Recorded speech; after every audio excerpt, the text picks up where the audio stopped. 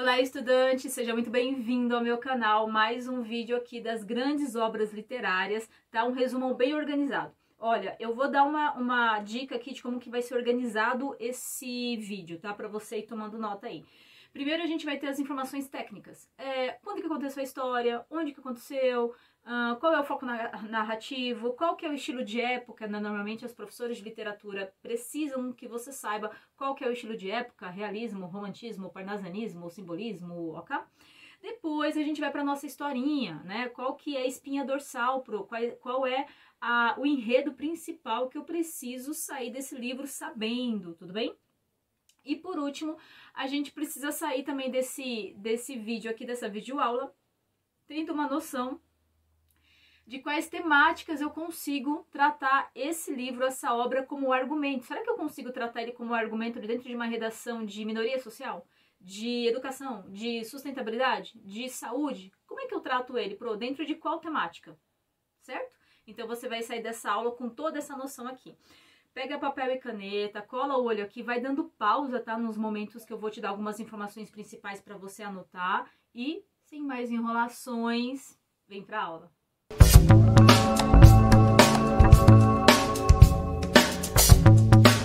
Bom, pessoal, a obra Memorial de Aires, de Machado de Assis, ela foi publicada em 1908, mas o tempo da história, o tempo em que o enredo se refere, é de 1888 a 1889. Sim, exatamente no período da abolição da escravatura, tá?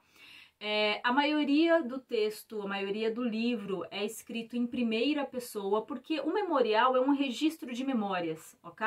É como se fosse uma biografia, pode ser uma biografia ou uma autobiografia. Você pode fazer um registro de memórias suas ou de outra pessoa. Nesse caso, ele mescla um pouquinho, mas a maioria do livro é em primeira pessoa. Alguns trechos vão ser em terceira pessoa, tá? O narrador é um narrador onisciente, característica de Machado de Assis. Se você já assistiu aqui os meus vídeos do outro canal, eu sempre falo que uma característica marcante do Machado de Assis, que a sua professora vai querer, lá na prova provavelmente vai ter alguma pergunta sobre, é que ele traz um aspecto bastante psicológico, né? Onisciente, oni quer dizer tudo e ciente quer dizer que sabe. Então quer dizer que esse narrador, ele sabe de todos os sentimentos e os aspectos psicológicos desses personagens. Você percebe que ele descreve bastante a personalidade, os pensamentos desses personagens, tá bom? Outra característica importante aqui é como se fosse um diário. Tem momentos que ele coloca, aqui é do dia 2 de janeiro, aqui já é fevereiro, aqui é dezembro, é como se fosse um diário isso daí, tá? Ele não fala qual que é um município específico, mas é um município do Rio de Janeiro, tá? Ele não dá um nome específico aqui, mas você percebe que é uma cidade, é uma zona urbana. Já característica também no contexto histórico, porque nesse período a gente estava em transição, né, do rural para o urbano. E é uma última obra de Machado de Assis. Ele faleceu em 1908 e essa obra é de 1908. É a última obra dele, a última obra do realismo que ele escreveu. E uma das mais importantes aí, tá? Detalhe, ela é muito mais uma linguagem culta e alguns trechos tem uma linguagem mais coloquial, mais simplista, mais informal, tá? Mas a maioria da obra é em linguagem culta. Bom, aspectos técnicos aí, a gente já escreveu, você já sabe para estar preparadinho para sua prova, agora vem com enredo. Vamos para historinha, ok? A gente começa com Aires, né? Aires vai ser o nosso personagem principal, ele é ali um senhor da base dos 60 anos. Você vai perceber que tem muita característica desse senhor Aires com Machado de Assis, tá bom? Ele é um senhor ali dos 60 anos, que é viúvo há um tempo, ele era um viúvo apaixonadaço na esposa dele, então ele não tem intuito de casar, de ficar com ninguém, é um viúvão solitário ali. Ele estava morando na Europa e agora ele vem pro Brasil. Sim, veio visitar a irmã dele. Já começa ali os primeiros capítulos falando que ele e a irmã dele estavam indo visitar o túmulo do cunhado, né, falecido. A Rita tinha um marido, esse marido já faleceu, eles estão ali no cemitério, digamos, ele tá acompanhando ela, ok? A fazer a limpeza, a fazer a visitação pro marido falecido. Bom, nesse momento aparece aqui a nossa personagem, que vai lidar bastante aí, vai ocupar um pouco os pensamentos de Aires, que é a Fidélia. Sim, Fidélia ela é uma viúva também nova, uma viúva ali de 29, 30 anos, também apaixonadaça no falecido, no finado marido dela.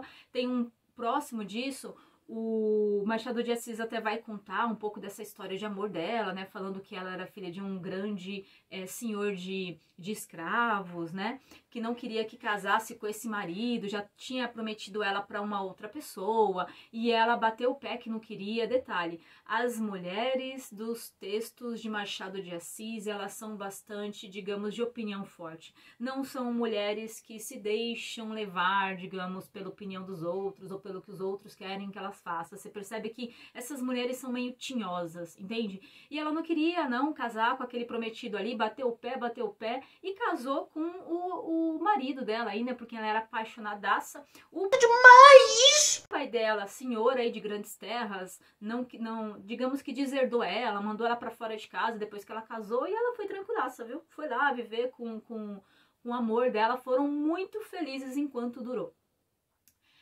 Ele faleceu e depois aí, mesmo que ela esteja ali nova, ela não tinha intuito nenhum de casar com ninguém. Ela estava devota a esse amor. Digamos que o coração dela, o Machado de Assis até fala isso, né? O coração dela já era muito preenchido por esse finado, não tinha espaço para mais ninguém.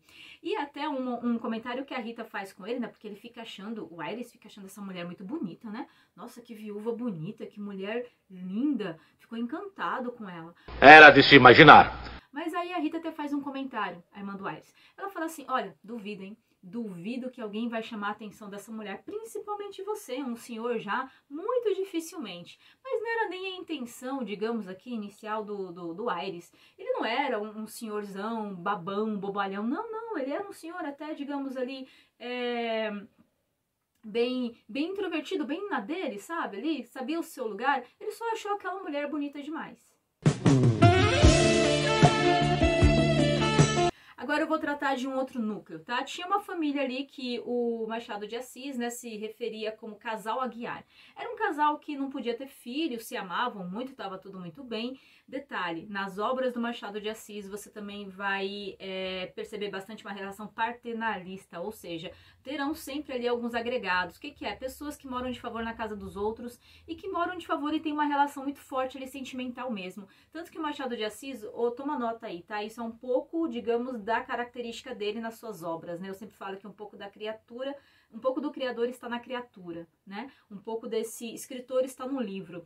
Ele morou de favor durante um tempo, ele tinha ali um certo agrado, uma certa simpatia, um sentimento mesmo, uma relação, uma ligação afetiva com essas pessoas com quem ele morava. E ele vai falar isso, o casal Aguiar não podia ter filhos, mas tinha ali um agregado que moravam com eles, que era o Tristão, que eles cuidavam daquele garoto como se fosse um filho, tá tudo certo.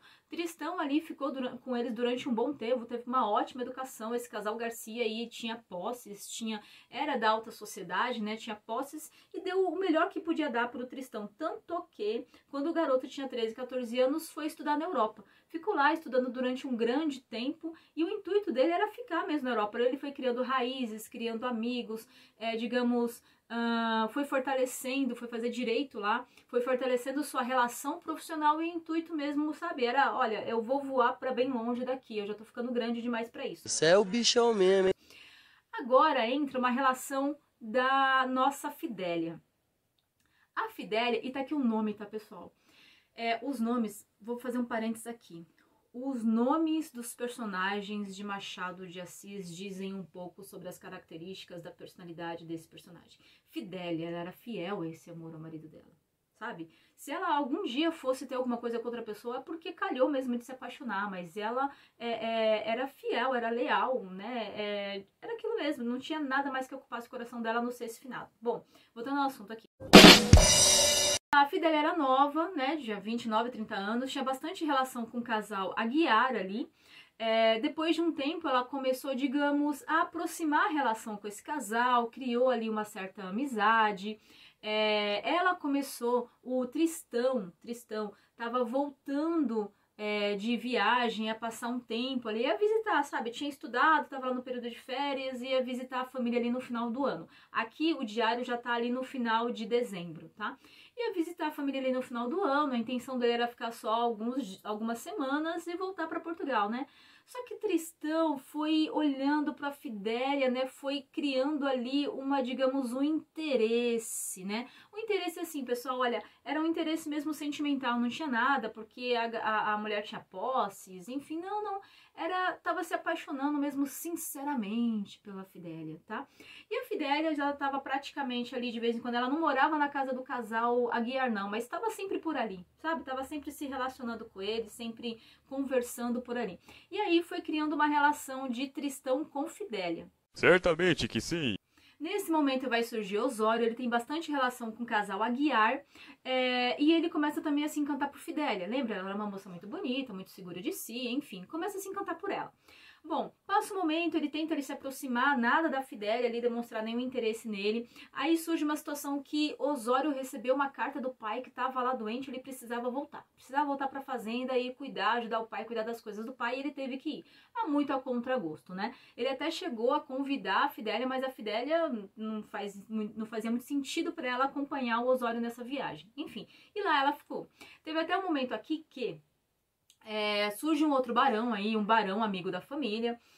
Aqui é uma questão política que entra na história, tá? Um barão aí que ele é um senhor de engenho, né? Tem bastante escravos. E olha só uma crítica que o Machado de Assis vai fazer bem no meio dessa história. Parece que é um romancezinho, né? Mas digamos que o romance é só um pano de fundo para isso. Quando você tira esse pano, quando você tira essa cortininha, vem ali algumas questões, algumas críticas que ele faz sobre essa sociedade. Tem um barão que já tá sabendo do anúncio ali de uma possível intervenção ali com a Lei Áurea, 1888, liberação dos escravos, enfim, libertação, né, dos escravos, e ele já fica, ele é muito amicíssimo de Aires, e ali numa conversa tal, o que o Machado coloca pra gente? Que o barão tá se negando, tá achando um absurdo a intervenção estatal, por que o Estado quer libertar esses escravos, deixa a economia como que tá, a economia tá bombando, tá girando, tava girando muito bem há mais de 300 anos, pra que isso agora, enfim, e o barão muito nervoso, muito irritado com isso, tanto que, olha só até algumas palavras que ele fala lá durante o livro, né, que o barão vai sim liberar esses escravos antes da liberação, antes de assinarem a Lei Áurea, porque esses escravos não têm para onde ir. Então ele vai dar um papel qualquer, uma moeda qualquer, um pagamento, um salário qualquer, para alguns, para outros talvez nem precise, porque para os outros ali que nem terão pagamento, o mais importante mesmo é ter onde dormir e onde comer. Olha aqui a crítica que o Machado de Assis faz em relação à Lei Áurea. Fala, olha, só vai assinarem um papel, não tem política pública nenhuma de gestão, de acompanhamento, de direcionamento desses escravos, eles ficarão à mercê de seus senhores. Olha a crítica que ele faz. Assim. Bom, nesse meio tempo aqui, o pai da Fidélia falece. E ela não tem intuito de ficar lá na fazenda porque ela não tem familiar, ela não tem relacionamento, ela não tem amigos por ali. E ela decide ficar na cidade, ali voltar para a cidade, ficar perto do casal Aguiar, o casal de amigos dela, né? Detalhe, pessoal, lembra que eu te falei aqui da questão da escravatura, Lei Áurea, enfim, que os escravos estavam ali soltos, né? Eu digo soltos, libertos, porque estavam presos de forma inconsciente, né? De forma indireta, à questão de ficar na terra, de ficar o seu senhor, né? Ela vai vender aquela terra? Você acha que ela vende para falar assim, nossa, agora vendo, vou pegar esse dinheiro, vou comprar uma grande casa na cidade, vou viajar? Não, não. Ela simplesmente se abstém do direito daquilo ali e entrega aquela fazenda para os escravos. Olha o aspecto consciencioso, né, e psicológico que o Machado de Assis coloca aqui para Fidélia, tá? E ela decide, ela fala, olha, eu não sei trabalhar com a terra, os escravos que estão aí, eles são mais donos do que eu, e eles vão ficar com essa terra. E ele deixa ela na mão deles, entrega e tá tudo certo. E vai ficar lá na casa do casal Aguiar. Bom, nessa o Osório retorna, mas não tem nenhuma chance com ela, até tenta uma investida ou outra, não consegue, Fidélia tá lá na dela, tá tranquilona, até que o Machado de Assis coloca que nesse momento o Tristão fica naquela de vai comprar passagem, mas aí não compra, porque lembra que ele tava apaixonadão ali na Fidélia, a Fidélia voltou, ele falou, putz, agora é hora de eu me aproximar dela, agora é hora de eu ficar. Ele tava recebendo pressão para voltar para Portugal, ele tava tentando lá candidatura para deputado, ele era bem quisto lá, ele tinha, digamos, como eu te falei, ele tinha feito uma boa relação lá em Portugal. Bom, e aí ele tava naquela de comprar passagem, não compra tal, tem até um momento aqui que o Aires, lembra que ele não era nenhum desses velhos babões, não, de ficar babando as meninas mais novas, mas tem um momento que ele fala, poxa, se tivesse uma pessoa que me encantaria ainda seria a Fidélia, mas eu já não tenho mais idade para dar todo o amor que ela precisa, eu não vou ter mais vida para dar para essa mulher, olha só. eu não tenho mais mocidade e amor para dar para essa mulher, assim como os mais novos têm.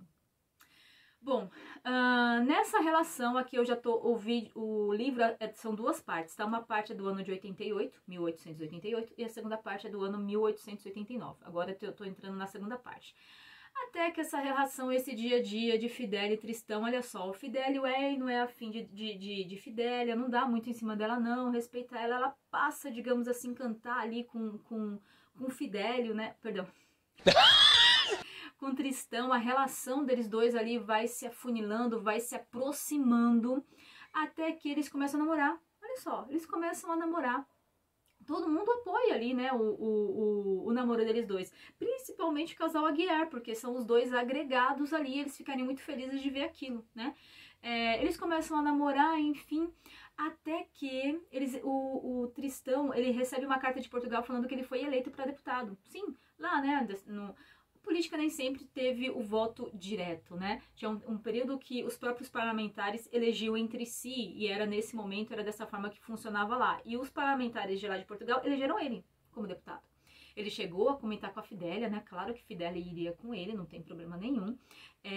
Mas agora eles estavam naquela, o que a gente faz com o casal Garcia? O que a gente faz com esse casal que sempre nos apoiou, nos cuidou? Qual que era a intenção? Vamos fazer o seguinte, a gente fala que a gente vai casar lá, que a lua de mel vai ser lá, a gente leva eles pra viajar também, e chegando lá eu conto e tento fazer com que eles fiquem lá de uma vez. Esse era o plano.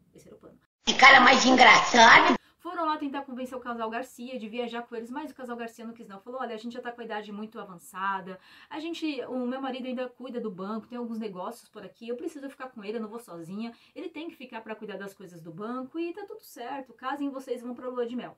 Bom, não teve jeito, tiveram que casar, ir pra Portugal, pra lua de mel. Chegou lá, realmente, o Tristão tinha que assumir como deputado, mandaram uma carta pro casal Aguiar, dizendo o novo cargo que ele tinha e que tinham que ficar lá, e o casal Aguiar, mesmo triste, entenderam. Aqui o Machado de Assis, ele coloca uma frase muito legal no final. Ele fala assim, olha, se até o morto é esquecido, e se até o morto passa, os novos também passam e os vivos também passam e são esquecidos. Viva a mocidade. O que ele está falando? Se até Fidélia conseguiu esquecer do falecido, sabe, esses mortos passam, esses mortos passam, se até Fidélia conseguiu esquecer do falecido, vocês também vivos também vão conseguir esquecer disso, também vão conseguir passar por isso. Deixa a mocidade, deixa eles viverem o amor deles, deixa eles viverem a vida que eles ainda têm. Eles ainda têm vida para viver. E é assim que Machado de Assis fecha o nosso livro. Agora, quais as temáticas, né? Quais as mensagens que Machado de Assis traz nesse livro que você pode utilizar essas temáticas para trabalhar aí na sua redação, tá bom? Primeiro, minoria social. Você está percebendo muito bem que Machado de Assis está fazendo uma crítica dura. Simplesmente acabou ali com uma lei, mas não teve um planejamento, não teve uma política pública de direcionamento, não teve uma capacitação desse ex-escravo. Agora ele não tinha terra, ele ia para onde se ele não tinha casa, né? A única experiência que ele tinha era com a terra, e a terra não era dele, então ele obviamente ele ia ficar ali, ia aceitar trabalhar em qualquer condições, simplesmente para poder sobreviver. Então aí vem uma dura crítica em relação à condição dessa minoria, que era minoria entre aspas, né, porque era uma grande parte da população que era escrava, que não tinha agora, digamos, um redirecionamento. Você também percebe aí que ele faz um momento desse, lembra o Barão lá do Senhor de Engenho, que não queria a abolição da escravatura? Você percebe aí que tem uma parte da população que ainda era conservadora, queria monarquia, e outra parte da população que era progressista, que queria a mudança daquele sistema de governo, daquele sistema econômico e político, tá?